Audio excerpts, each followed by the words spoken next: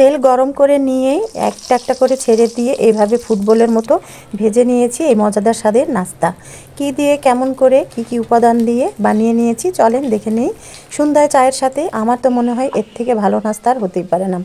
এই তো ব্লেন্ডারে একটু ব্লেন্ড করে নিব। মাংস দিয়েছি 1 কাপ চিকেন বেস্ট পিস, আর 4-5টা কাঁচা মরিচ দিয়ে দিয়েছি, 2 কোয়া রসুন আর 1 ফালি আদা। এই সহকারে একটু ব্লেন্ড করে নিলাম। একবারে কিমা টিমা কিছু না, একবারে পেস্ট হয়ে গেছে, দেখতেই পাচ্ছেন একবারে আলুর মতো ভর্তা হয়ে গেল। তো এটাই আমাদের আজকে পুর হবে।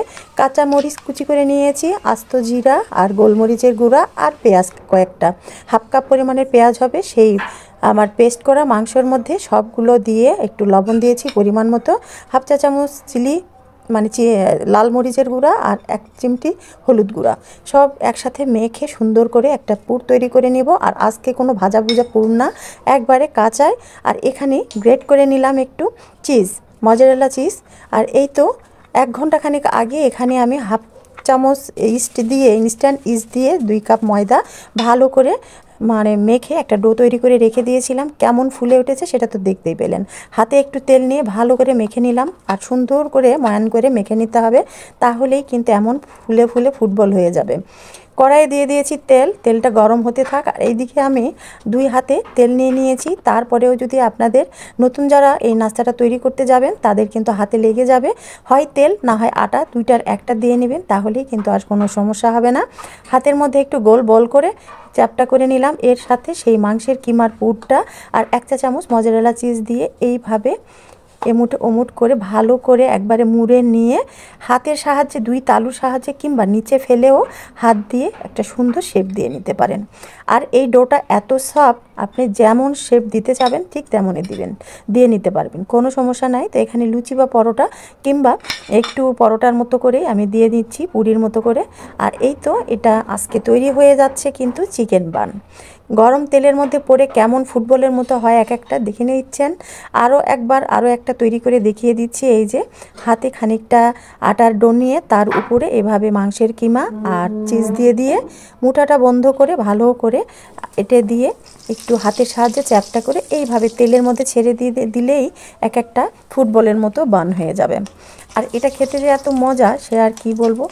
আপনারা যে কোনো সসের সাথে এটা খেতে পারেন কিংবা সস ছাড়াও খেতে পারেন।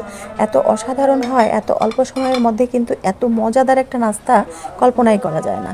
তবে আটার ডোটা যখন তৈরি করবেন ইস্ট দিয়ে সেখানে 1 চা চামচ চিনি দিয়ে দিবেন, তাহলে কিন্তু সেই আটাটার বা ডোটার বা বানটার টেস্ট আরও অন্যরকম আসে। তো আমি এখানে লবণ 1 চামচ চিনি, 1/2 চা চামচ লবণ আর 2 কাপ পরিমাণের ময়দা আর 1/2 চা চামচ ইনস্ট্যান্ট ইস্ট, এই সব সহকারে রুম টেম্পারেচারের পানি দিয়েই আমি কিন্তু ডোটা তৈরি করে ঢেকে রেখেছিলাম 1 ঘন্টা খানিক। আর ঢেকে রেখে দেবেন হয় কম্বলের মাঝে কিংবা ওভেনটাকে প্রিহিট দিয়ে নেবেন 5 মিনিটের জন্য, তারপরে ওর ভিতরে ঢাকা দিয়ে রেখে দিবেন। খুব সহজেই ফুলে যায়, 15 মিনিট 20 মিনিটের মধ্যেই একবারে ইস্টটা যদি ভালো হয় তাহলে এরকম একটা আটার ডো তৈরি হয়ে যাবে। তো দেখেছেন এর মধ্যে কথা বলতে বলতেই কিন্তু কতগুলো ফুটবল ভেজে নিলাম।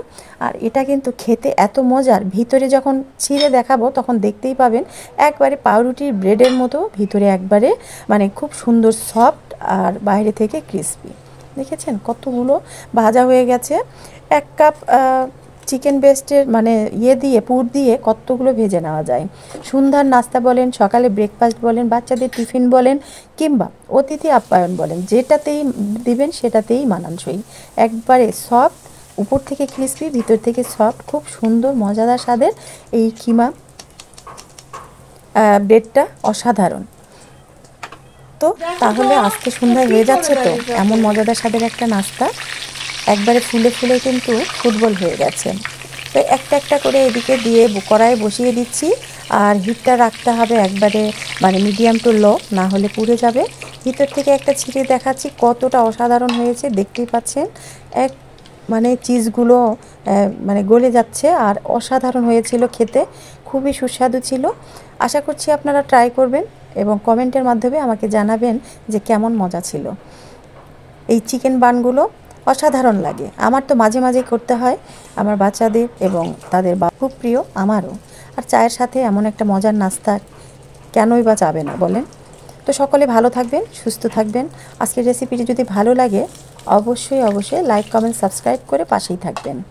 আজকে পর্যন্ত দেখা হবে নতুন আরেকটি ভিডিওতে, নতুন একটি রেসিপি নিয়ে। সে পর্যন্ত অপেক্ষার পালা। আসসালামু আলাইকুম, শুভ সন্ধ্যা।